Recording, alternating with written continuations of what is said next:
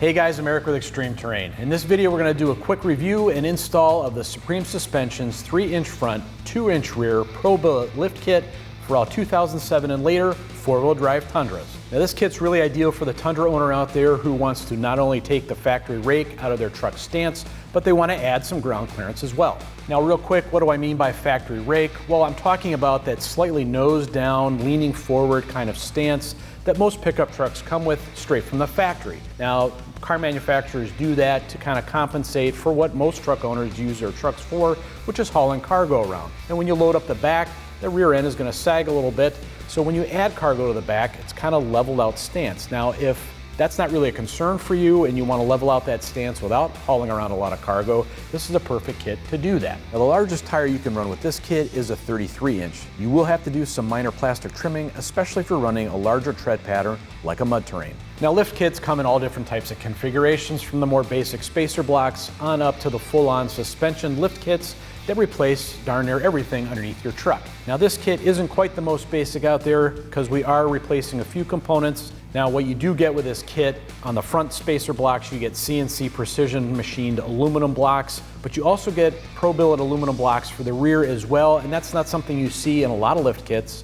A lot of lift kits tend to use steel back there, and what you're getting there is you're getting a stronger material, and you're also getting material that's more corrosion resistant. It's going to provide longer life down the road. Now, the front spacers measure just under 2 inches, but with your suspension's geometry, it will give you 3 inches of lift in the front. Now, like I said, a lot of lift kits come in all different types of configurations. This is one of the more basic ones out there, but the advantage to that is the price. You're looking at right around $225 for this kit, and if all you're looking to do is level out your truck stance and get a little more ground clearance out of it, that's really an affordable price to do just that. Now, as far as the installation goes, guys, I'm giving it a solid 3 out of 3 wrenches on our difficulty meter. There are a number of steps that we're going to have to go through to get this kit installed. And when we're working on the rear axle, you're going to want to be able to adequately support that rear axle, because we're going to be disconnecting the springs from the axle, meaning you're going to have to not only have your truck lifted up and supported with proper jack stands, but you need a floor jack that's sufficient to raise and lower that axle as needed so we can fit these new spacer blocks in. With that said, budget about 4 hours of your time.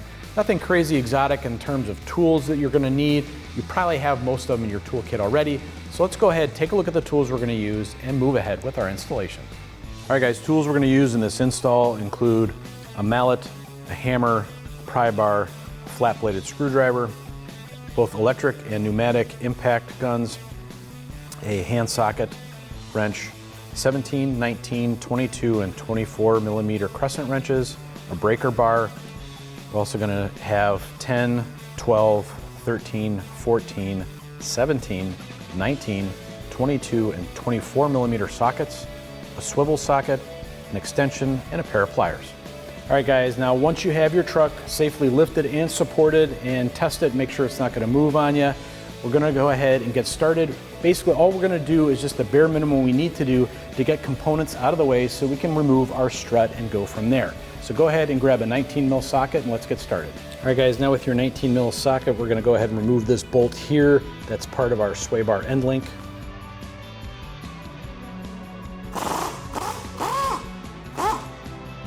All right, guys, now we're going to have to disconnect our ball joint here, but before we can do that, you got to remove this cotter pin. So go ahead and grab some needle nose pliers.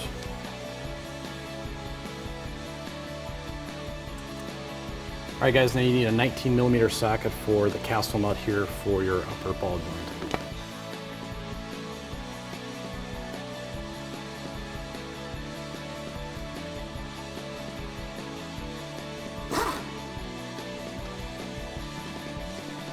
And once you have that loosened, we're not going to remove it all the way. We want it a few threads on, because we're going to tap right here with a hammer and see if we can get our ball joint to come loose.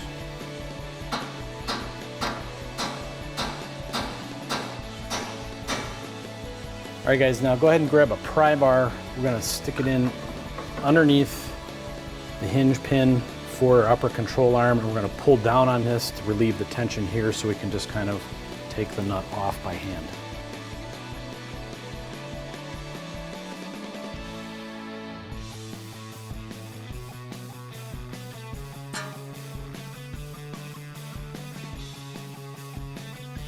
All right guys, now you have four 14mm nuts that we're going to take off the top here, these studs that are holding the top part of our strut in place. These two back ones are probably going to be hard for you to see.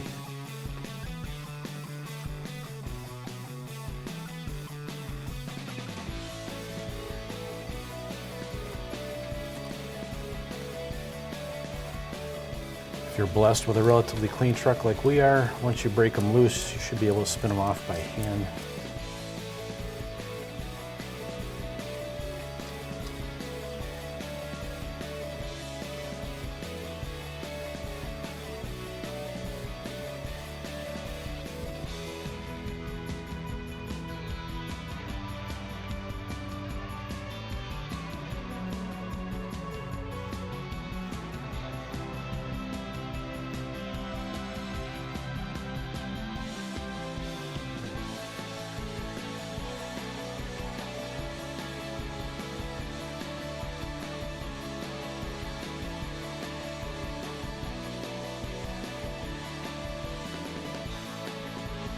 All right guys, now we're going to undo the clamp up here that's holding our brake line to the upper control arm just to give ourselves a little bit of slack. Use a 10mm socket for this.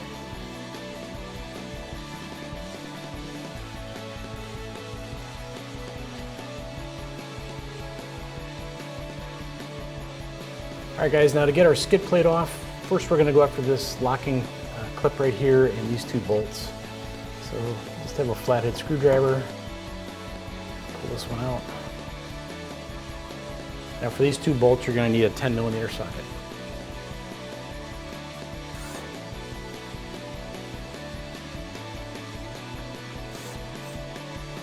All right guys, now we have 3 more bolts. They're kind of recessed up in these holes here, and one on the back. You're going to need a 12mm socket for those.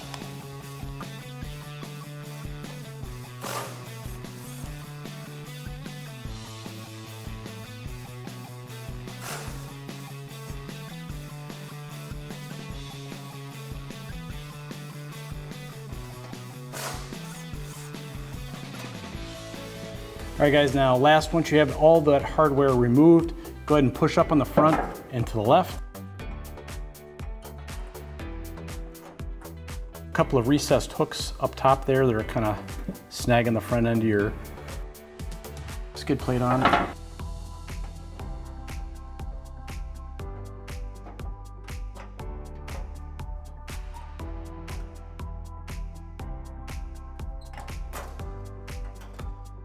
All right guys, now we're going to use a 24mm socket here just to loosen up this nut, and we're going to do the same thing for the other bolt that's holding the bottom of our control arm to the frame. We're just going to loosen them, we don't want to remove them.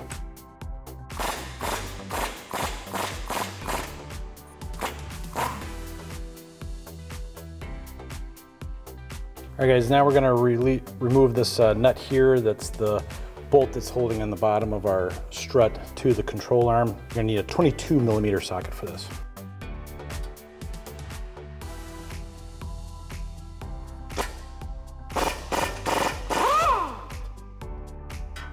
All right guys, now go ahead and remove the bolt. All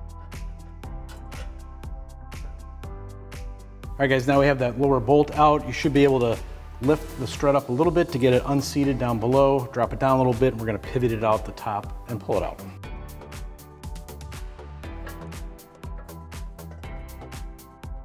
All right guys, now we have our strut off the truck. I want to put up here on the table. We're going to have to do just a little bit of assembly work getting our block onto the top of the strut.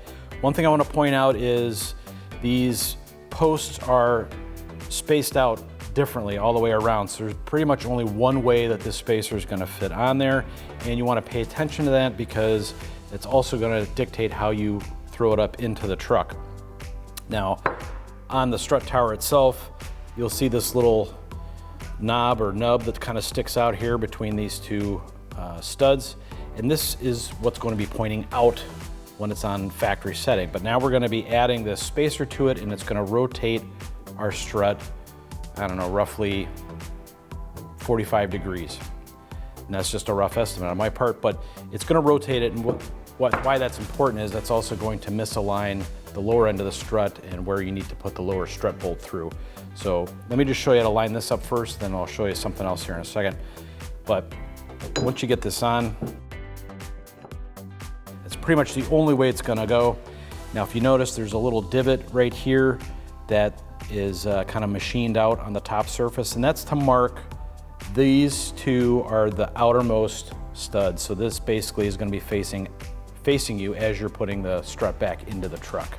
And just make note of that, and that way it'll help you line up the lower strut mount so that it aligns properly and will fit in the bracket properly and make installation this a lot easier. So go ahead and take your factory nuts, get them started on there. And again, these are 14 millimeter.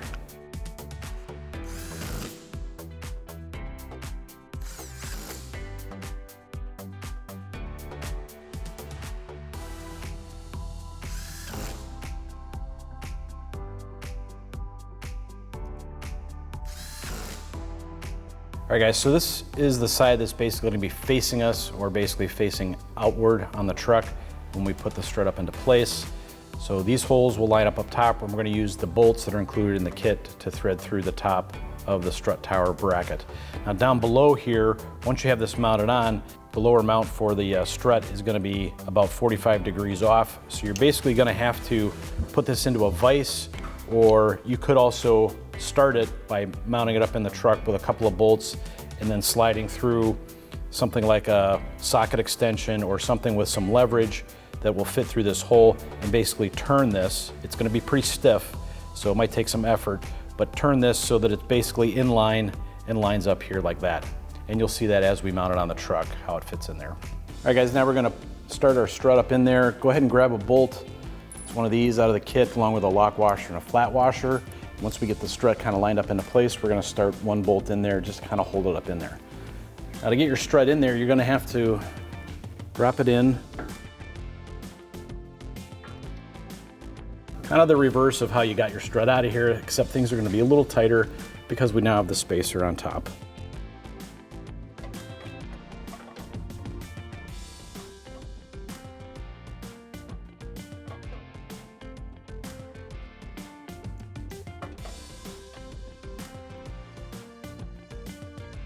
All right guys, now we're gonna get the other 3 bolts started.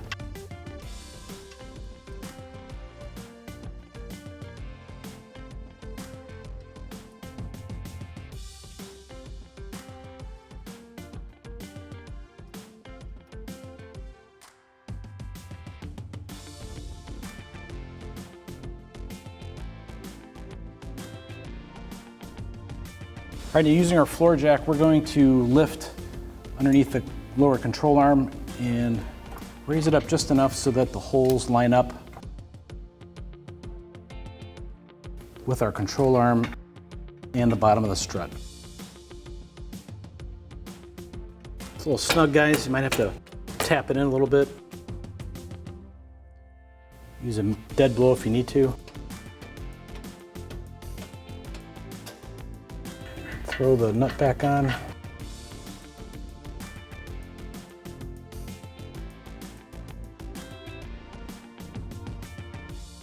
Just have it hand tight for now. We're gonna raise the lower control arm up a little bit more and tighten up our bolts up top. All right guys, now let's tighten these down with a 16 mil socket.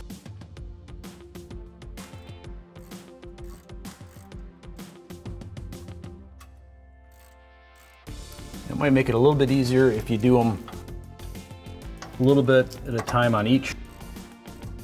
Kind of rotate it around.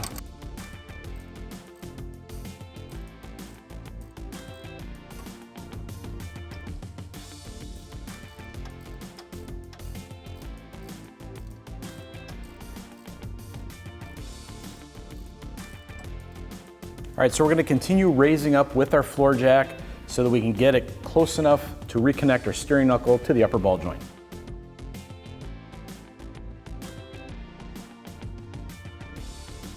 All right guys, now as you're lifting the lower control arm, make sure you're not lifting off of your floor jacks, but once you get it up close, feed in the ball joint into the spindle here and pull down with a pry bar and get your castle nut on. All right guys, now go ahead and get your factory bolt for your sway bar end link. Let's get it in there. And this is a 21 millimeter socket. All right, go ahead and tighten it up using a 19 millimeter socket. All right, now we're going to retighten the bolts for our lower control arm that we loosened earlier. Again, a 24 millimeter socket for these.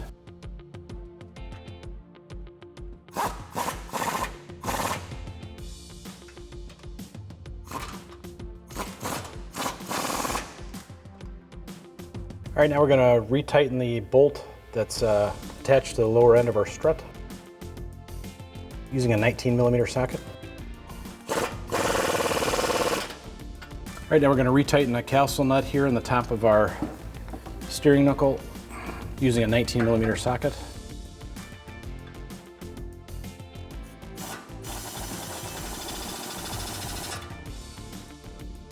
And you just have to make sure that you have a gap there that you can put your cotter pin through.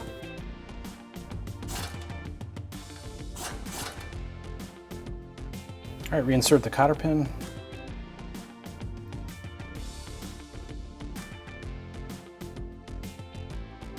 All right, guys, now we're going to reattach the bracket that secures our brake lines.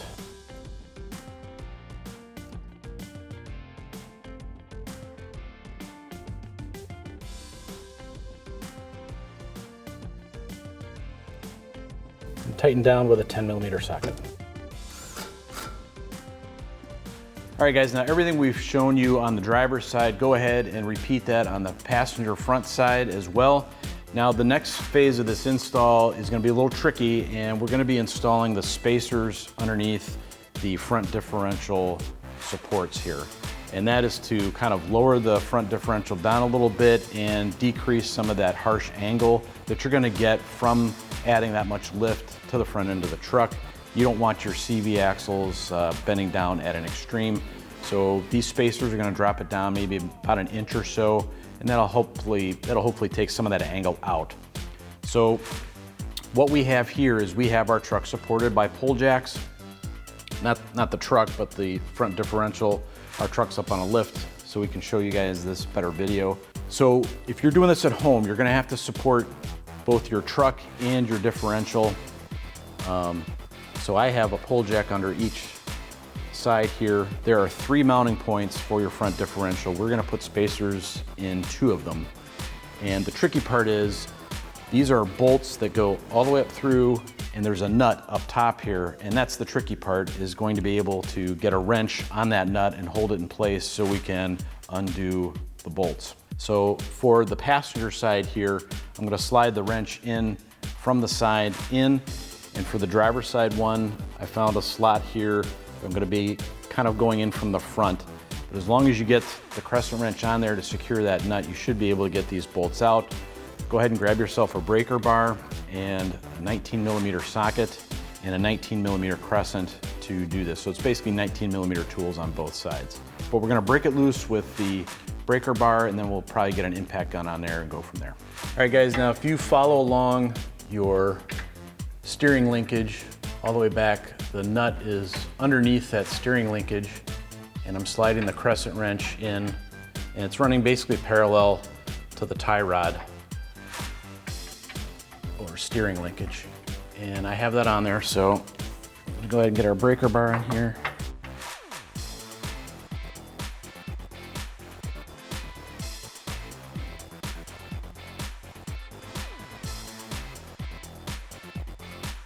Once you get that loose, you'll actually be able to twist it. Now make sure at this point you have your differential supported here, because once you loosen these up, the differential is going to want to come down. And now I have this loose, I'm just going to take this out by hand. You're not going to have a whole lot of threads to undo here.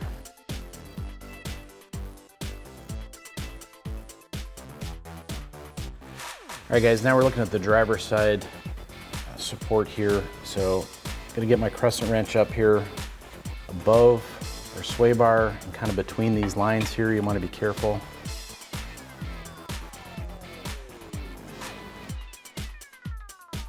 You can eyeball that up on the nut there. Obviously, you're not going to be able to show it to you at the camera angle because it's way up top here.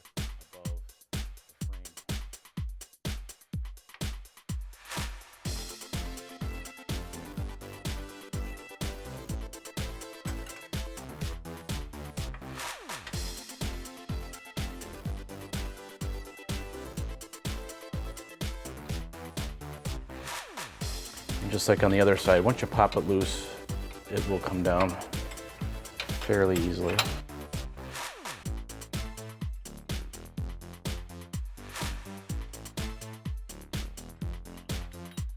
All right guys, now to lower these, it's not like a rear axle where you can lower them a whole lot on one side or the other. You kind of have to do it more or less evenly. So each side a little bit at a time.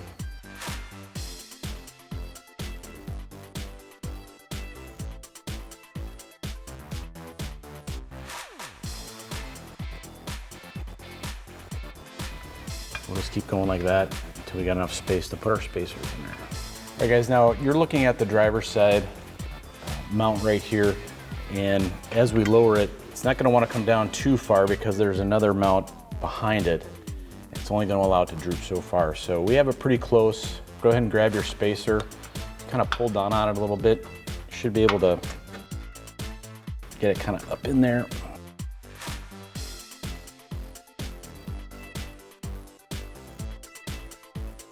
And we'll grab our bolt and thread it up there and make sure we get everything lined up. All right, so I'm just gonna get the bolt here, get it, fish it up in there. We'll have a little wiggle room, and I can see it coming up through there, so we do have proper alignment with the spacer. So we're gonna go ahead and do the other side, get that started, so we can start raising this back up, and that'll make it fit even better as we start cinching these up. All right, so in order to get the driver's side one in, we had to lower this one down quite a bit. So this one goes in a lot easier. Just gonna start raising it back up.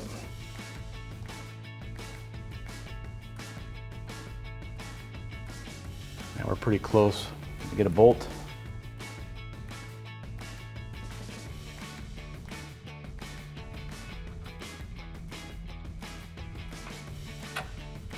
All right guys, now I'm standing underneath the engine. Go ahead and grab one of these lock nuts that are included in the kit. You don't want to get it started. I have the bolt started up in there quite a ways, but there's just a couple of threads exposed, so I'm going to get this nut started. All right guys, now we have the bolt over here started. Go ahead and grab the other nut, and it's really tight. Use both hands going up over the frame rail. And I'm just going to get it started, a couple threads before we tap the bolt in too far. And once it's started by a couple of threads, we'll get a tool in there and cinch it up. All right guys, now I have our crescent wrench, a 21 millimeter sitting up on top of the frame rail here, and it's holding the nut up top. Not really gonna be able to see it on camera. It's a really tight fit. So I had to lay the wrench basically down on top of the frame rail. And now from the underside, because I have my fingers up in here, I'm not gonna use a power tool on this. Don't wanna pinch anything. So I'm gonna use a socket down below here with a 21 millimeter socket on this one.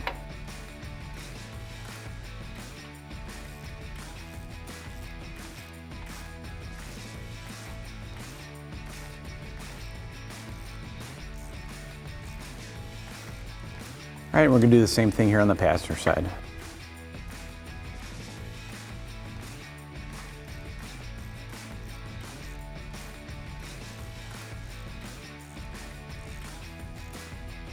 And as we go, guys, you want to make sure you kind of, whatever you have supporting this, raise it up a little bit. And we're going to do that. There we go. Now we're going to continue tightening. All right, guys, just real quick, I want to show you on the table what we're going to be doing in the next steps, because we're not really going to be able to show you a camera angle of it specifically, but we're going to be reinstalling our skid plate. And we're going to be including the spacers that come with this kit. And that's to give it a little bit more clearance to your sway bar, because it is coming down more with the lift. So basically, they give you longer bolts in the kit because your factory ones won't be quite long enough. I had to source my own washers for this, unfortunately, but we're just basically going to be stacking it like that, and the spacer simply goes between the skid plate and the frame. So once we get that mounted up in place, we'll go from there. All right guys, now we're gonna put this back in place. We need to sandwich it between the plastic bumper cover and then get the hooks on the front end hooked into the radiator support.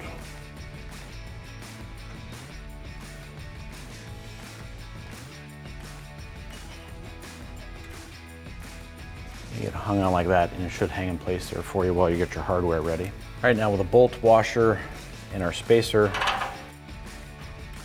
get that started like that. Now I'm using a short 13 mil socket with an extension bar. I'm using a short socket so that the bolt does not drop down into the socket. Push it up like this.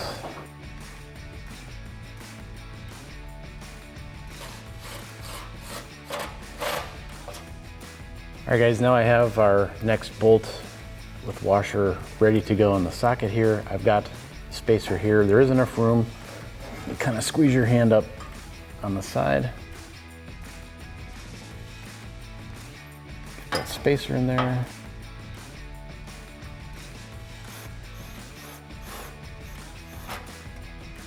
And we'll do the same thing over there.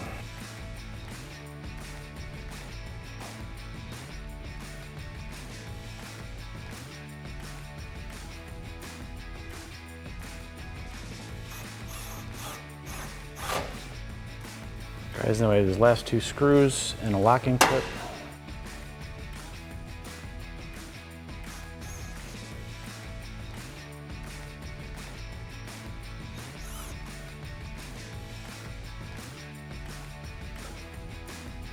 All right guys, now obviously we're at the rear of the truck. We finished up everything on the front end.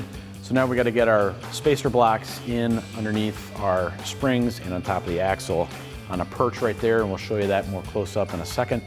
So at this point, make sure you have your axle supported. Once we disconnect the U-bolts that wrap around the springs onto the axle will be free floating at that point, and the only thing connecting it to the vehicle is going to be the drive shaft, and you don't want to put any stress on that. So we have it up on a lift. I've got 3 pole jacks on here, one under each end of the axle and then one under the pinion part of the differential there where it connects up to the drive shaft. Because once this disconnects, not only does it want to sway around a little bit, but it'll want to twist a little bit like that, and you don't want that to happen either. So let's go ahead. We're going to first disconnect our shocks and go from there. All right guys, now so we can droop our axle enough, we have to disconnect the bottom of the shock here. If we don't do that, the axle will not droop far enough for us to get our spacer block in. So grab a 17mm crescent wrench and a socket and get this lower bolt out.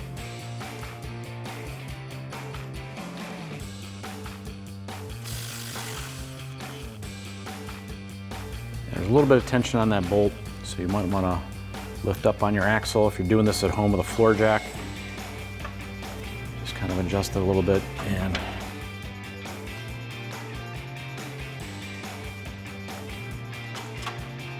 get it out like that.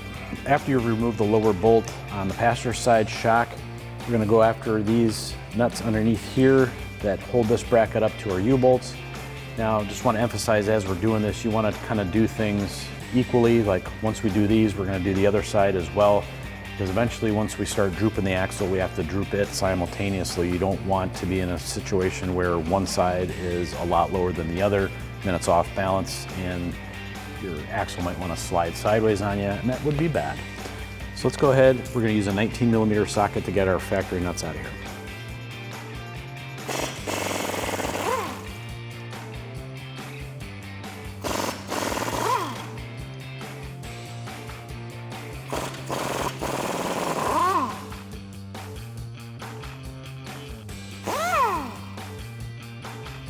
As you saw there guys, after we got the last nuts off, this bracket still kind of hangs. It's a little, that's due to the outward tension from the U-bolt, so you can just kind of grab that U-bolt and pinch it inward a little bit, and this will come off. And go ahead and lift the U-bolts off the top.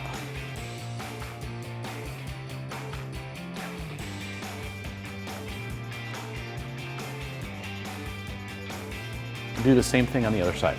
All right guys, now is the time we're gonna start drooping the axle a little bit.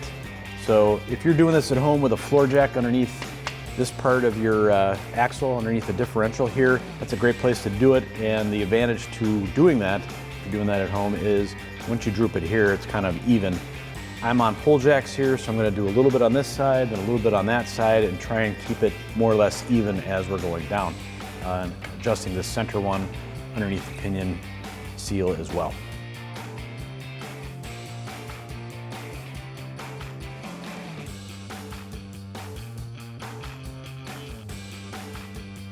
And we're going to be drooping this just far enough so that we can fit that spacer block in.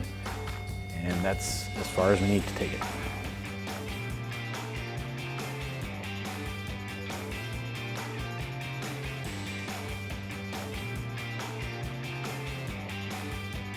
And I'm already seeing daylight between the axle and the bottom of our leaf springs, so we're making good progress there.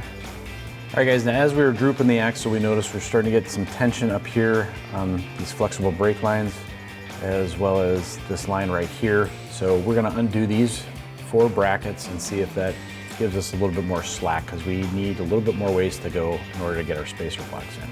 Grab yourself a 12mm socket to undo these.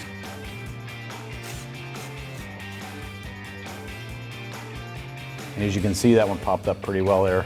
So we did have a little bit of tension on there.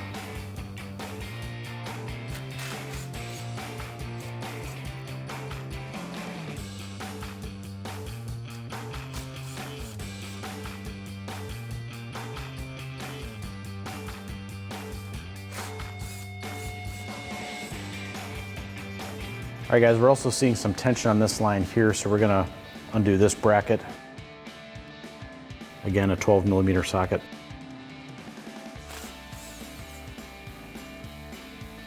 And we have one over here on the passenger side as well.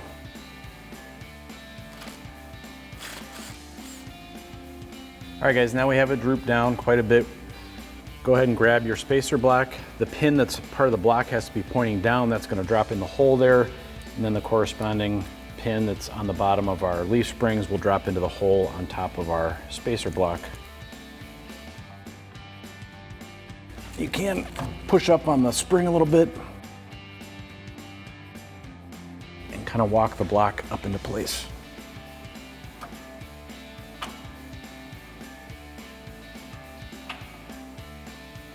Like that.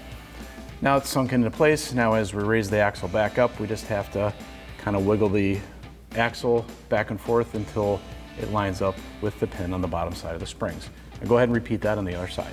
All right, now we have both blocks up on the pedestals. We're gonna lift our axle again. Obviously we're gonna do it evenly again.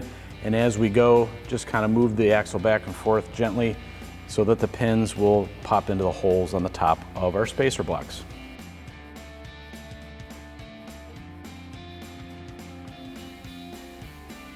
Now, I don't know if you can see this or not, guys. As I'm lifting it up, the hole on the block is a little bit to the front of the pin. So we can either try pushing back on the axle gently. If that's not doing it for you, lift up on the pinion, and that's gonna twist the axle a little bit and push the block back a little bit. And that right there, what I just did, helped us line up a little bit better on the block.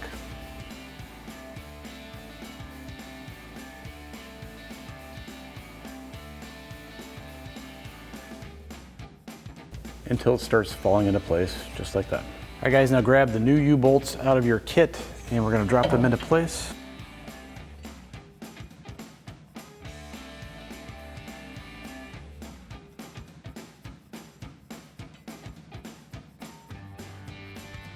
All right, now go ahead and grab your bracket here and we're gonna start it up on the new U-bolts. You're gonna have to pinch the U-bolt in a little bit.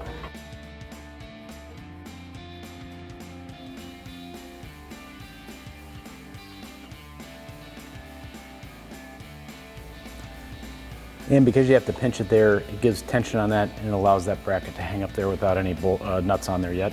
So let's go ahead and grab our washers and new nuts out of the kit. All right guys, now I'm just gonna start these by hand.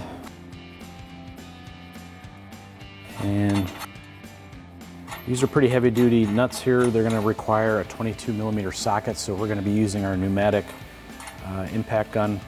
So go ahead and start all 4 of them, do the same thing on the other side, and then as we tighten these up, you're gonna wanna do it kind of like when you're putting a wheel back on your car. Start on one side and cinch it up, not all the way, but then go to the other side and do opposite sides, doing it a little bit at a time, because if you do too much on one side, then this bracket's gonna cant like this, and you don't want that. You want it nice and even so that it's holding the axle squarely up against your block and your springs.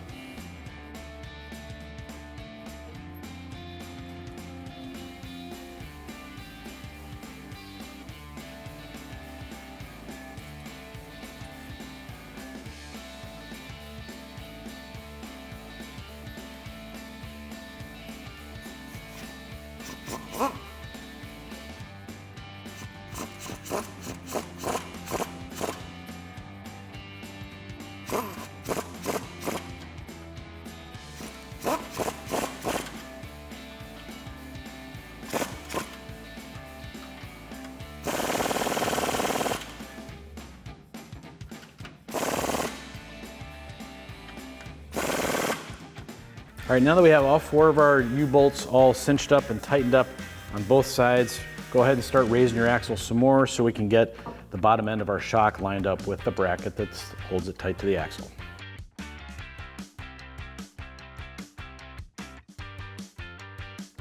All right, now we're almost there, guys. Now, obviously, I have to go back and forth, make sure I'm doing this simultaneously. Again, if you have a floor jack underneath the pumpkin of your differential, it's gonna raise more or less evenly, but just make sure you're doing that.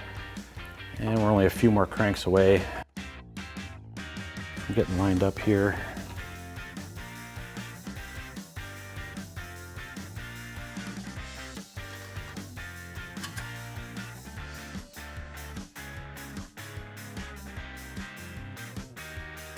All right, guys, now grab your 17mm tools and tighten these up.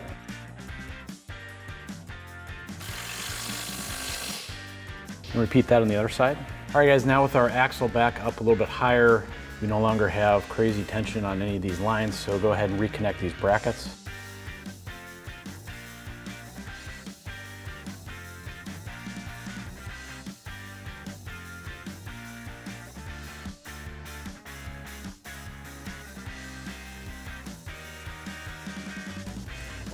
And with your 12mm socket, go ahead and tighten them up.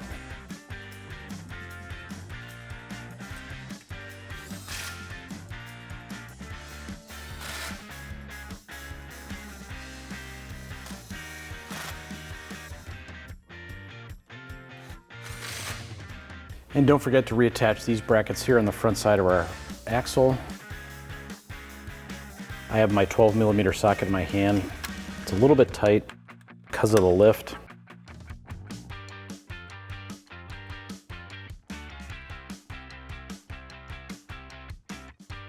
So you're going to want that socket in your hand to get it started. And go ahead and do that on the other side as well. All right, guys, now we've completed our installation. Make sure you're following all the torque specifications, both from Toyota and from Supreme Suspensions. There are several torque specifications included in the instructions here, so make sure you're following all of that.